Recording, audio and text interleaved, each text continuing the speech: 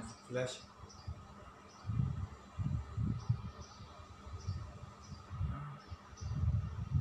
کریں ہو گئی. السلام علیکم. عطاء الرحمان چوہان مخاطب ہوں. ہمارے ساتھ آج کے مہمان ایڈیشنل سیکرٹری جنرل تحریک نفاذ اردو پاکستان جناب منیر احمد شہزاد صاحب، جن کے ذمے ریاستی اور سیاسی شعبہ ہے کہ نفاذ اردو کے لیے ہم حکومت، وفاقی حکومت، صوبائی حکومتوں اور قومی سطح کی جو سیاسی قیادت ہے اس کو ہم نفاذ اردو کا علمبردار اور حامی کس طرح بنا سکتے ہیں، اور حکومت کو دستور پاکستان کے مطابق اردو کو قومی زبان کے طور پر رائج کرنے کے لیے آمادہ کرنے کی جو کوششیں ہیں وہ کام جو ہے وہ ان کے سپرد ہے. آپ جانتے ہیں کہ تحریک نفاذ اردو نے 14 مختلف شعبے بنا کے ہر شعبہ زندگی میں قومی زبان کے نفاذ کے لیے ایک متحرک کردار ادا کرنے کے پروگرام بنایا ہے. تو محترم منیر احمد شہزاد صاحب ایک نامور مصنف ہیں اور انہوں نے اپنا ایک بڑا وقت جو ہے زندگی کا ایئر فورس میں گزارا ہے اور مختلف ادبی تنظیموں کے ساتھ منسلک ہیں اور کئی کتابوں کے مصنف ہیں. وہ اپنا تعارف جو ہے وہ تھوڑا تفصیل سے خود کروائیں گے تو پھر ہم اس شعبے کے بارے میں انشاءاللہ بات کریں گے. بہت شکریہ چوہان صاحب، آپ کی محبت ہے اور میں اپنے بارے میں صرف یہی کہہ سکتا ہوں کہ مجھے میرے والد کی طرف سے یہ قائد اعظم کی محبت جو ہے نا وہ وراثت میں ملی ہے. میرے باپ جموں میں سے 2 دفعہ سیالکوٹ میں قائد اعظم محمد علی جناح کا شیخ مولا بخش تالاب میں ان کا جلسہ تھا تو اس کو وہ جموں سے سننے کے لیے آئے تھے اور وہ مجھے کہا کرتے تھے بیٹے پاکستان کے خلاف کوئی بات نہیں سننا، علامہ اقبال کے نظریے کے خلاف کوئی بات نہ سوچنا، اور محمد علی جناح رحمۃ اللہ علیہ کی خدمات کا اعتراف کرنا اور وہ شخص جو کہے اس کو ماننا. یہ 4 اصول ضرور اپنے سامنے رکھنا کہ یہ 4 اصول دین اسلام سے جو ہے نا اخذ کیے گئے ہیں. تو الحمدللہ یہ مجھے اردو سے محبت جو ہے نا وہ لڑکپن سے ساتھ چلتی رہی. میں نہیں کہتا کہ مجھے بہت بڑا شوق تھا یہ وہ، لیکن مجھے اپنے اساتذہ سے پڑھنے کا جو ہے نا وہ یہ رغبت ملی، اپنے سینئر سے پڑھنے کی رغبت ملی. اور جب میں ایئر فورس میں گیا تو ایئر فورس کے آفیسرز جو ہیں یا فوجوں کے دوسرے کمیشن آفیسرز جو ہوتے ہیں ان کو مطالعہ لازماً جو ہے اختیار کرنا پڑتا ہے. انہیں بہت ساری کتابوں کا مطالعہ کرنا ہوتا ہے اور اس مطالعہ میں اپنا قومی نظریہ، اپنا مذہب کا عقیدہ اور اپنے جغرافیائی اور تاریخی حالات سے واقفیت بہت ضروری ہے. تب وہ اپنے آفیسرز کے ساتھ قدم ملا کر کے چل سکتا ہے، تب وہ اپنے ماتحتوں کو ان کی رہنمائی دے سکتا ہے جس سے انہوں نے فوجی یا میدان جنگ میں کام لینا ہوتا ہے. تو اس مطالعہ کے دوران بہت ساری ایسی واقعات جو ہے نا وہ سامنے آئے جس سے میں جو ہے نا بہت متاثر ہوا قائد اعظم محمد علی جناح کی شخصیت سے. اور جب میں نے ان کا یہ اعلان پڑھا کہ جب وہ ڈھاکہ یونیورسٹی میں انہوں نے 1948 میں 1948 میں یعنی جب یہ انہوں نے اعلان کیا کہ پاکستان کی قومی زبان اردو ہوگی، میں ان کی دانش، ان کے تدبر اور علم کی گہرائی سے اتنا متاثر ہوا کہ یہ اردو زبان ان کی اپنی زبان نہیں تھی. اردو زبان پاکستان کے کسی بھی علاقے میں بولی جانے والی کسی کمیونٹی کی، کسی نسل کی، کسی قبیلے کی، کسی قوم کی زبان نہیں تھی. ان کو یہ ان کا تدبر تھا کہ یہ اردو رابطے کی زبان ہے. اگر یہ رابطہ برقرار رہے گا تو ہمارے صوبوں کے لوگوں میں قومی سطح پہ کسی انتشار کا امکان نہیں رہے گا. اور پھر مجھے جو ہے نا یہ ایک بار قرآن پاک پڑھ رہا تھا میں، تو جس میں جو ہے نا وہ اللہ تعالیٰ نے فرمایا کہ اے رسول یہ قرآن ہم نے تمہاری زبان میں نازل کیا تاکہ تم اس کو اچھی طرح سے سمجھو اور لوگوں کو یہ سمجھاؤ اور حکمت کی باتیں بتاؤ. تو میں سوچ رہا تھا کہ جو آدمی کی اپنی ابتدائی یا مادری زبان ہوتی ہے، انسان کا تخیل اور تصور اور اس کا تدبر اس میں بہتر نتائج نکالتا ہے اور زیادہ فیلڈز نکلتی ہیں بجائے اس کے کہ وہ کوئی زبان اغیار میں وہ بات کرے. تو ہماری قومی زبان جو اردو ہے، ہمارا طالب علم جو ہے اس میں بہتر سوچ سکتا ہے اور بہتر قوم کی خدمت کر سکتا ہے، اپنی صلاحیتوں کو بہتر طریقے سے جو ہے وہ لوگوں کے سامنے لا سکتا ہے، اپنی شخصیت کو نکھار سکتا ہے، اپنے مستقبل کو جو ہے وہ سنوار سکتا ہے. تو میری اپنے طور پہ یہ ذہنی طور پہ میں اس سے باہر نکل ہی نہیں سکتا. میں اس چیز کو تسلیم کرنے کے لیے تیار ہی نہیں ہوں کہ ہم انگریزی یا دوسری زبانوں کو پڑھ کر کے ہم کوئی بہتر راستہ اپنے لیے تلاش کر سکتے ہیں یا اپنے جذبات، اپنے خیالات، اپنے نظریات کی تشریح دوسروں کی زبان میں کر سکتے ہیں. تو چوہان صاحب میں اس لیے جو ہے نا آپ کی ان کوششوں کو داد دیتا ہوں. ابھی کافی دیر سے آپ کے ساتھ جو ہے نا ہم چل رہے ہیں اس طرح تحریک نفاذ اردو کی کوششوں میں. اچھا لگتا ہے کہ آپ دوسرے دوستوں کو ساتھ لے کر کے چل رہے ہیں اور جس طرح آپ کے اس پروگرام کو پذیرائی مل رہی ہے،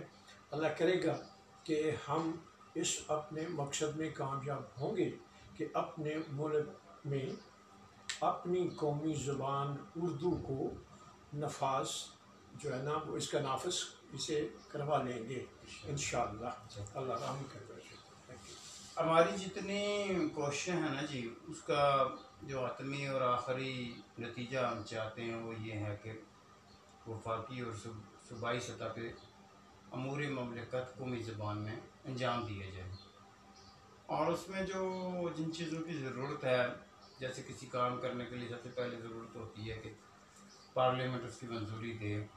تو پارلیمنٹ نے تو 1973 میں ہی اس کی منظوری دے کہ دستور کا حصہ بنا دیا تھا. تو کسی ابھی ہمیں پارلیمانی کوشش کی ضرورت نہیں ہے. اور پھر ہمارے لیے یہ بھی بڑی خوشحال بات ہے کہ اردو پاکستان میں چترال سے خوزدار تک دوسری زبان کے طور پر ہر پاکستانی جانتا ہے. اور چترال کے بندے کو جب پشاور جا کے بات کرنا ہوتی ہے تو یقیناً وہ چترالی زبان میں بات نہیں کر سکتا. تو اس کو اپنے صوبے کے اندر بھی اگر کوئی بات کرنی ہے تو وہ قومی زبان میں کرے گا. ہزارے کا بندہ جب پشاور جائے گا تو ان کو سارے لوگ نہیں جانتے ہیں تو اس کو وہاں اردو کا سہارا لینا پڑتا ہے. اسی طرح جب وہ پنجاب میں آئیں گے KPK کے لوگ تو وہ اردو کا سہارا لیتے ہیں. پنجابی جب پختونخوا میں جائیں گے یا سندھ میں جائیں گے یا جہاں جائیں گے تو ان کو قومی زبان کا سہارا لینا پڑے گا. تو محترم قائد اعظم رحمۃ اللہ علیہ کی بصیرت کو یعنی آج 70 سالوں کے بعد بار بار سلام کرنے کا کی طبیعت کرتی ہے. اس دور میں اردو ابھی فروغ پا رہی تھی پاکستان میں اور ان کی بصیرت یہ تھی کہ آنے والے وقت میں پاکستان میں رابطے کی واحد زبان یہی ہو سکتی ہے. اور الحمدللہ قائد اعظم کی بصیرت کے مطابق آج واحد زبان اردو ہی ہے کہ جو ایک پاکستانی دوسرے پاکستانی کے ساتھ اپنے دل کی بات جو کہہ سکتا ہے، کاروبار کر سکتا ہے، سماجی اور سیاسی بات کر سکتا ہے. تو ہماری ساری کوششوں کا ماحصل جو ہے وہ وزیر اعظم پاکستان سے ایک دفعہ پھر یعنی احکامات تو پہلے بھی جاری ہوئے ہیں لیکن ایک دفعہ پھر اس کی تجدید کروانے کا انتظامی حکم نامہ جس کو انگریزی میں ایگزیکٹو آرڈر کہتے ہیں وہ کروانا ہے. اور حکومتی اداروں کے ساتھ رابطہ کرنے کی ذمہ داری اور حکومت پر دباؤ بڑھانے کے لیے سیاسی قیادت کو متحرک کرنے کی ذمہ داری آپ کے کندھوں پہ डाली गई है और हमें पूरी तवक्को है कि आप एक फ़ाल किरदार इस मामले में अदा करेंगे। और जो हमारे अज़ला में तंजीम साजी हो रही है तो हर ज़िले में हम चाहेंगे कि रियासती और सियासी अमूर के मामले को मुतहर्रिक किया जाए और हर ज़िले में इस शोबे का एक नाज़िम मुकर्रर किया जाए। और जो अपने जो ज़िली तंजीम है वो ज़िली सतह की सियासी क़यादत से और रियासती के ज़िम्मेदारान से बात करे, और जो डिवीज़न की हमारी सियासी क़यादत है वो डिवीज़न की सतह की सियासी क़यादत से और रियासती इदारों से रब्ता रखे, और जो सूबाई हमारी तंजीम है वो सूबाई सतह की सियासी क़यादत के साथ और हुकूमती इदारों के साथ रब्ता रखे, और जो हमारी वफाकी ज़िम्मेदारान हैं वो वफाकी हुकूमत और सूबाई हुकूमतों के ज़िम्मेदारान के साथ एक मौसर रब्ता रख के कौमी ज़बान के नफाज को यकीनी बनाएं। अब क्योंकि आपकी ज़िम्मेदारी इस लॉकडाउन के दौरान ही लगी है और इसमें सबसे बड़ी रुकावट तो ये है कि हमारे जो इजलास होते थे वो होने यानी नामुमकिन हो गए हैं। उम्मीद है कि अगले 1-2 महीनों में ये मामला जो है थोड़ा बेहतर हो जाएगा। तो आपने कौमी सियासी जमातों के साथ रास्तों को मौसर बनाना है और हुकूमत पाकिस्तान के वो अदारे जो बिलखुसूस लफाज उर्दू से जिनका बराह रास्त तल्लक है या जिनका किरदार बनता है, उसमें कैबिनेट डिवीज़न के सेक्रेटरी हैं, इस्टेब्लिशमेंट डिवीज़न के सेक्रेटरी हैं, हमारे वजारत तालीम के जो सेक्रेटरी हैं वो हैं, वफाकी जो हमारा अदारा है FPSC federal public service commission, उसका बड़ा किरदार है कि उन्होंने सरकारी मुलाजमतों के लिए CSS समेत तमाम मुलाजमतों के लिए जो इम्तहान लेने का निज़ाम जो हमारी ख्वाहिश है और हमारा दस्तूर कहता है कि कौमी ज़बान में इजाज़त होनी चाहिए, वो उनको आमादा करना है। अब फिर पाकिस्तान पूरे में जो जामियात हैं उनमें जो तालीम देनी है कौमी ज़बान में तो उसका फ़ैसला जो है हायर एजुकेशन कमीशन पाकिस्तान में करना है। तो पहले मरले पर हम चाहेंगे कि हम इन रियासती अदारों के साथ हमारा रब्ता अच्छा हो जाए। फिर प्राइम मिनिस्टर पाकिस्तान से हम मुलाकात की भी कोशिश करेंगे और फिर वो लोग के जो प्राइम मिनिस्टर साहब से हफ्ते अशरे में अक्सर मिलते हैं, हम ये चाहते हैं कि उनसे मुलाकात करके इस मामले की अहमियत उनके सामने रखी जाए और वो अपने ज़ाती तल्लक और असर रसूख को इस्तेमाल करते हुए वज़ीर-ए-आज़म पाकिस्तान को इस पर तैयार कर लें। और हमें बड़ी उम्मीद है कि वज़ीर-ए-आज़म साहब जिस तरह कौमी लिबास को इज़्ज़त देते हैं और कौमी ज़बान में ही हमेशा बात भी करते हैं, वो हुकूमत पाकिस्तान को भी कायल कर लेंगे, बल्कि उनका एक हुक्म ही काफ़ी है जिसके नतीजे में 1200-1500 ब्यूरोक्रेट के बच्चों के हकूक़ के हिफाजत के बजाय 22 करोड़ पाकिस्तानियों के हकूक़ का तहफ़्फ़ुज़ होगा। 22 करोड़ पाकिस्तानियों को तालीम और तरक्की की राहें उनके लिए खुलेंगी। और ये 70 साल से जो हम कैद हैं अंग्रेज़ी के उस जाल में और अंग्रेज़ी के ज़रिए हमारा जो टैलेंट का कत्लेआम हो रहा है, इसको रोकना हमारी बड़ी बुनियादी और आम ज़िम्मेदारी है। और ये खुशकिस्मती से ये ज़िम्मेदारी हमने खुद ही अपने गले ली है और इसको हमने अपनी ज़िंदगी का मकसद बनाया और इंशाअल्लाह इसके नफाज तक हम अपना काम करते रहेंगे। और मैं आपसे उम्मीद बड़ी है कि आपकी इल्म और आपका तजर्बा और आपका जो समाजी तारफ़ तल्लक है, उस बुनियाद पे आप अगले 1-2 महीनों में अपने सारे शोबे को मरकज़ी सतह पर भी पूरी तरह फ़ाल बना लेंगे और पूरे मुल्क में जो तंजीमी ढांचा है उसमें भी आप अपने शोबे के ज़िम्मेदारान तकर्रर करके तो इसको नतीजा खेज बनाने के लिए आप अपनी हिकमत अमली वज़ा कर लेंगे। तो इसमें अगर आप किसी बात का इजाफा करना चाहें तो मुझे बहुत खुशी हो इंशाअल्लाह। तो मैं अपने तमाम जो मुल्क भर में हमारे जान निसार साथी कौमी ज़बान के लिए काम कर रहे हैं उनसे बिलअमूम और हमारे जो ज़िली सदूर हैं उनसे बिलखसूस और हमारे जो सोशल मीडिया को लेकर चलने वाले कायदीन हैं उनको बिलखसूस ये दरख्वास्त करूँगा कि नाकाबंदी और तालाबंदी की इस वक्फे में लोगों के पास खासा वक्त है, گفتگو کرنے کا بھی، بات چیت کرنے کا بھی، مشورہ کرنے کا بھی، اور سوشل میڈیا کے ذریعے لوگوں کو فعال کرنے کا. تو اپنی تنظیم کے اندر یہ جو میں نے 13-14 شعبے بنائے ہیں، ان شعبہ جات کے لیے مناسب افراد کی تقرری جو ہے وہ کر لیں، اور جہاں جہاں